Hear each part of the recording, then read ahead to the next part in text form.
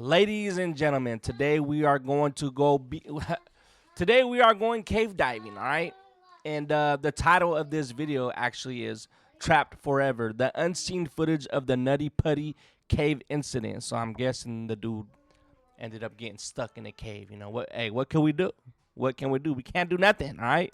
Pre-like the video because I mess with this channel. Let's go ahead and get into it, you guys. Make sure you like, subscribe, comment, and freaking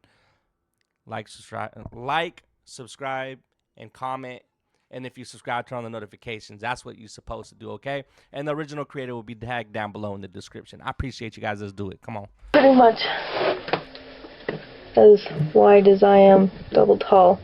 So Rob, come around the corner there, has to go feet first because you have to go down this head first. Okay, so the victim is probably about the top of his feet are about maybe a foot and a half to 2 feet below my feet right now. In November of 2009, a group of explorers entered one of Utah's most popular underground cave systems for what was meant to be a bonding experience.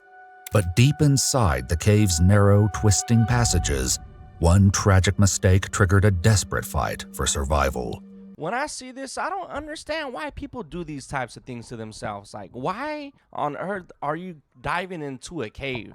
You get what I'm saying? Like, I don't know. It just don't seem like something that I'd ever admire to do. Like, nothing could inspire me in life to ever want to go digging inside of a cave that it's hard to come out of. You get what I'm saying? Like, why am I going to do something like this to myself?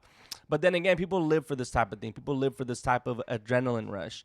But me personally, it just sounds crazy. I couldn't do it. There's no way that someone could talk me into doing this. Leading to one of the most extensive rescue operations ever attempted. Yeah. Be safe. The following is based on official police records, as well as public statements and interviews from family members and individuals involved in the rescue effort. The footage has never been seen before until now. In 2009, 26-year-old medical student John Edward Jones traveled from Virginia to his home state of Utah for the Thanksgiving holiday, accompanied by his wife Emily and their 1-year-old daughter. Wow. On November 24th, John, his brother Josh, and 9 other friends and family members set out to explore a popular cave system, never imagining that one of them would never make it out. Dang. In 1960, an explorer named Dale Green discovered the hydrothermal cave located west of Utah Lake. Due to the soft, putty-like texture of the clay lining its narrow passages, he named it the Nutty Putty Cave. Okay, now that's just crazy to even want to go in there at all. Now we're learning that the freaking cave is like putty material. Like, you get what I'm saying? Like, that's like diving into quicksand, dang near, right? Why are you doing this? This is making me sad. To the children's toy Silly Putty. Afterward, it became one of Utah's most popular underground systems, seeing as many as 6,000 groups of explorers each year, including young Boy Scouts. But as time passed, the cave's dangers became impossible to ignore, and rescue calls grew more frequent. In 2004, 16-year-old Brock Clark was trapped upside down for nearly 14 hours, but ultimately survived the harrowing ordeal.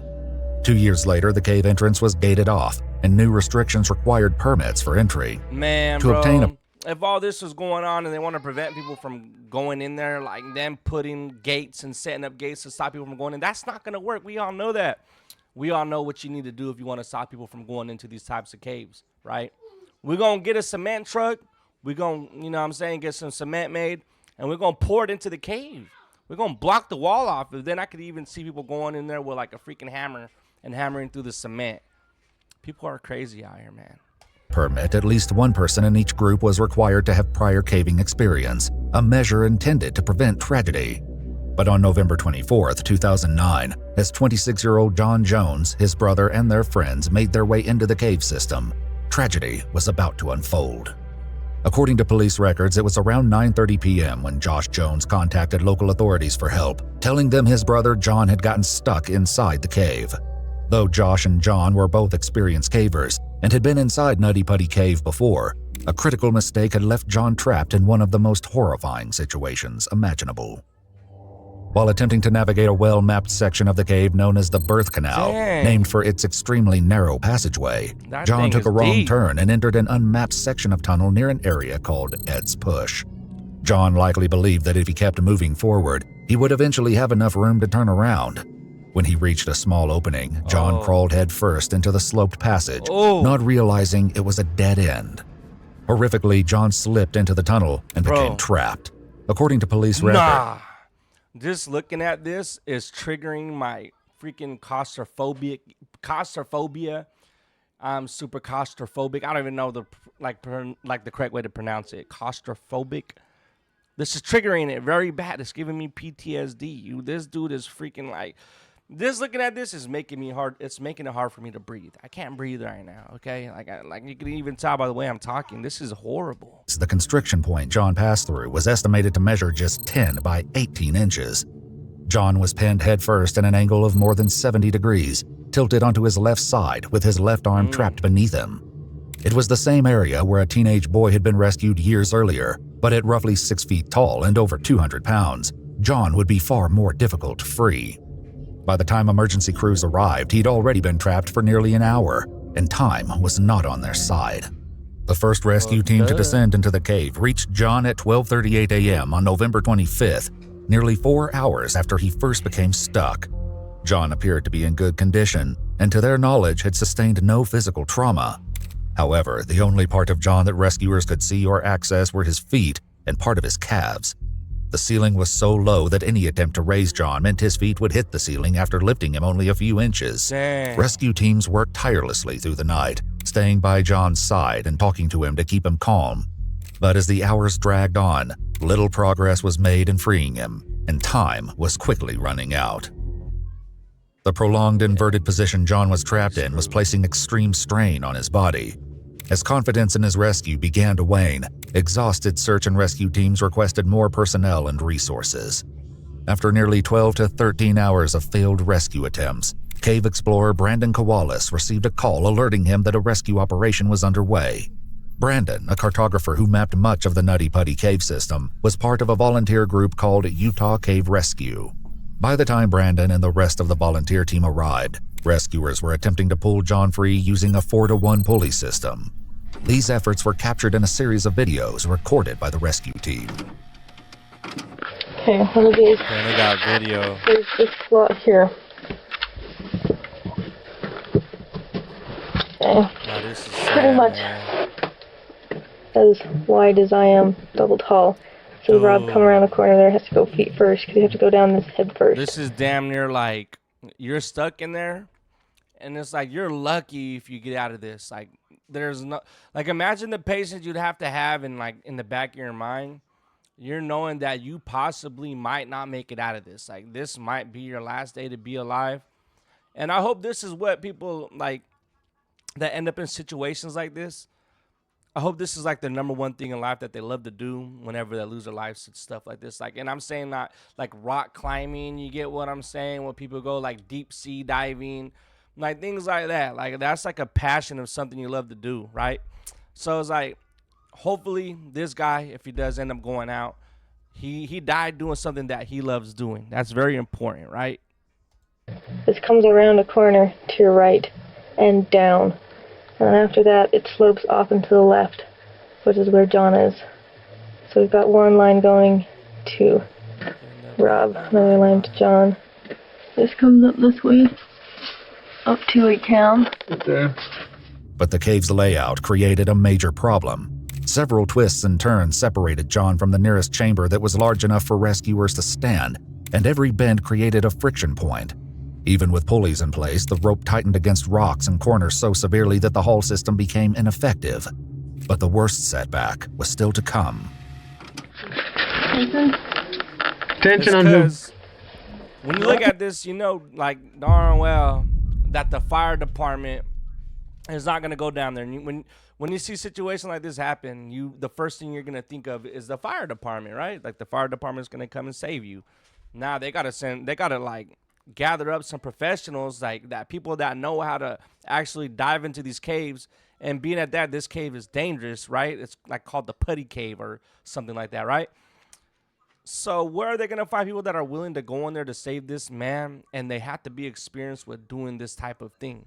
Like, I'm sure they're not just close by, right? Like, they have to get him to come in. Like, who came to save this man and who's trying, right? Tell me how much. Tension on who? I think I'll probably be able to get one now. Okay, so it goes from that anchor where Susie is, How much more, Rob? down, and then up again. Okay. Which I'll attempt to shimmy myself down.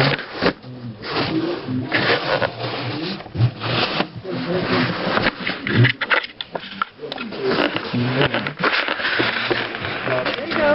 You're doing it. Turn it around one more time. Looking up. Yeah.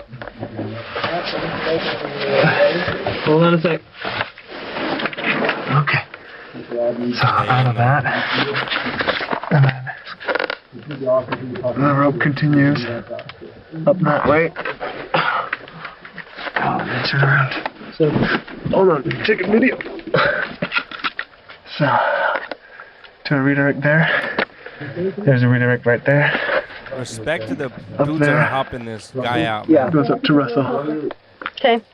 Hold tension. Hold tension. Brandon's God colleague, Ryan dang. Schertz, managed to reach John and brought him a pouch filled with Gatorade, lowering a tube down so he could drink. Ryan would later recall John shifting between calm and coherent conversation to helpless, panicked thrashing. To keep him focused on survival, Ryan asked him about his family. He later remembered John speaking about his wife, Emily, and sharing a secret. She was pregnant with their second child. Nah.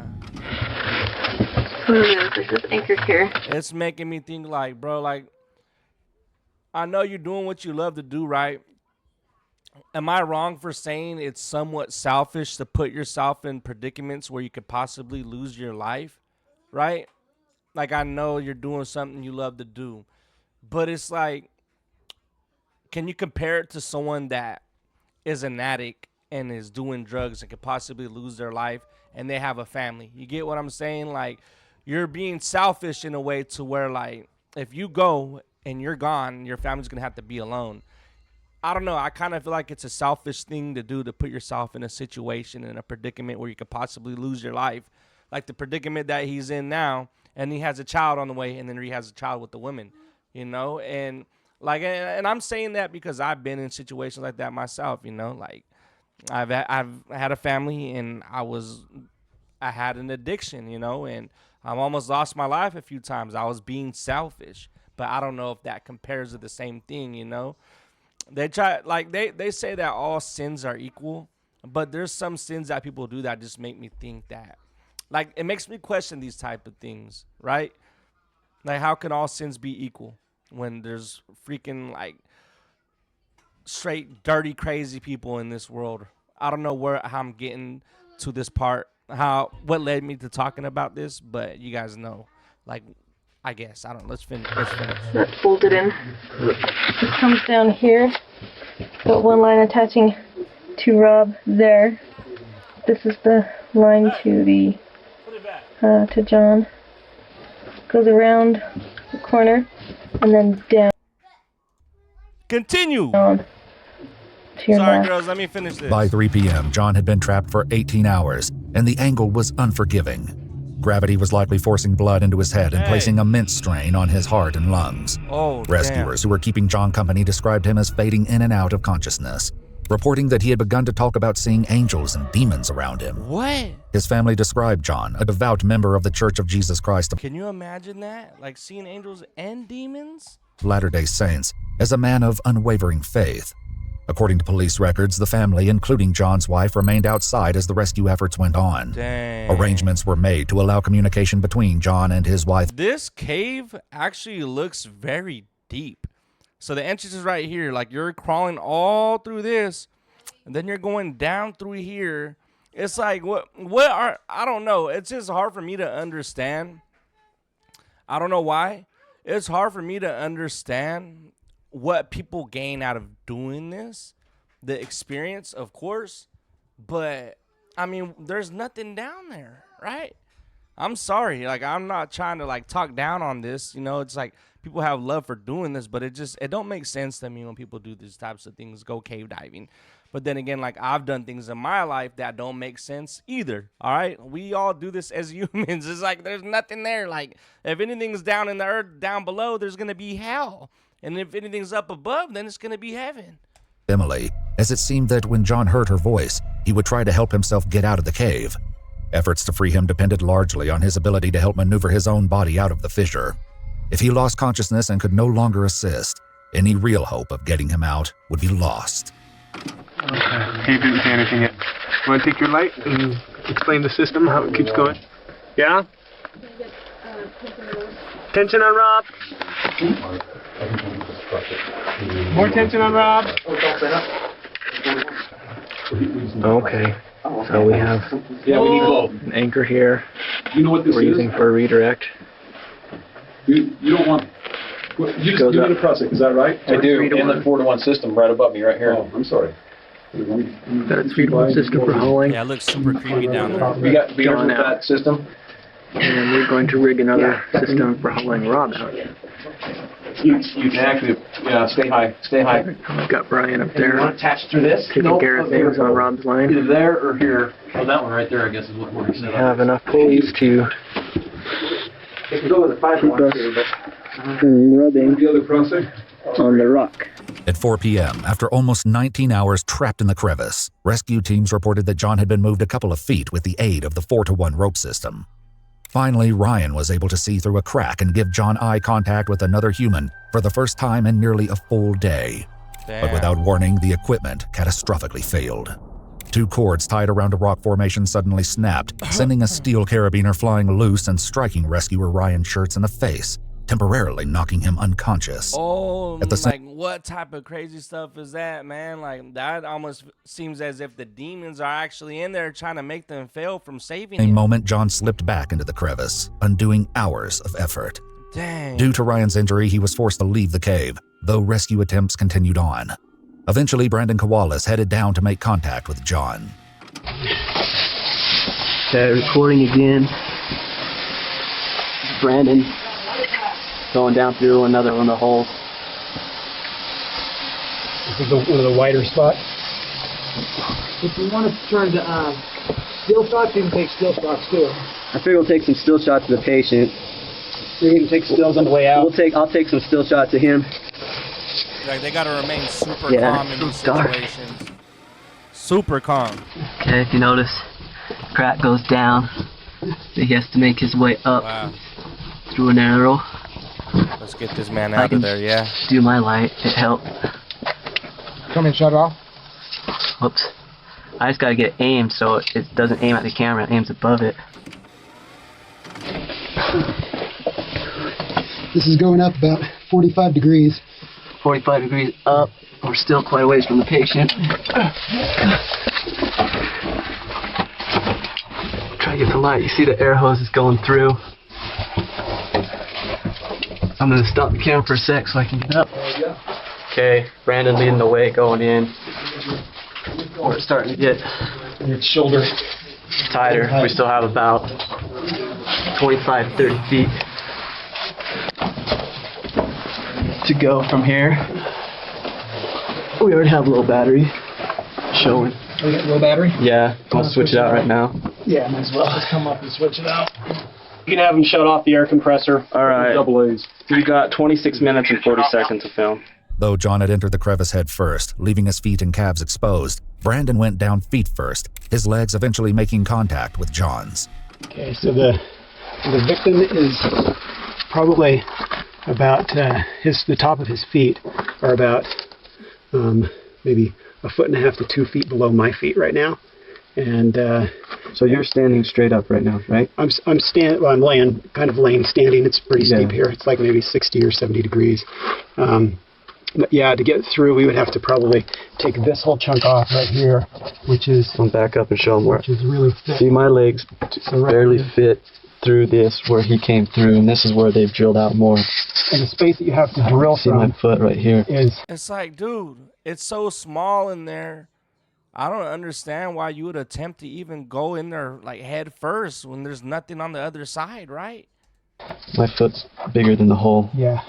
So to hit it at an angle, and you could maybe come down in here and drill, but it's going to wear somebody out pretty quick. And this is just part. You still have all the way about, let's see, I'm about 5'8", so probably about 6 or 7 feet beyond this, where you have to widen it for him to be able to fit through. And it's drilling through the smooth stuff, so to get a good angle on it, and it's really hard rock. Yeah. You've been drilling, right, Brandon? Yeah. So you know how hard it's been because you've actually been on the drill. Yeah. Sometimes it's a piece of cake, and sometimes the rock is super hard, and you can't get through it. Dudes Trying are to turn around actually, here. like, risking their lives to save another life, and I have a lot of respect for that, man. You can see back up. They don't have to be here to do this. You can see where we gotta go back up through that crack. There's Brandon again. In the hole. See? He has to go feet first. And I could like only imagine. I'm sorry to pause, but all these things are going through my head. Like, can you imagine the responsibility of the feeling? And like, there's very few people that could help in these situations, right? Can you imagine the responsibility laying on you that you can't leave this cave until you could rescue him? Like, you're thinking that because like in the human mind, like, you're gonna feel bad, you're gonna feel like evil for leaving the cave without getting him out. You know what I'm saying? Like, oh, I give up, I can't rescue him. You know, there's no way we're gonna be able to do it. Like, that's hard to come to those terms. So I just couldn't imagine that, like, being down there and you're tired and you're sitting there, you're trying to save this guy, right? But you're tired though, and you want to go back up, but you can't come to terms with yourself that you're gonna just leave him down there because you gave up, because you can't do it no more, right? Not too wide. Not too wide, but we're still in a pretty good position. As we go down, it gets narrower and tighter.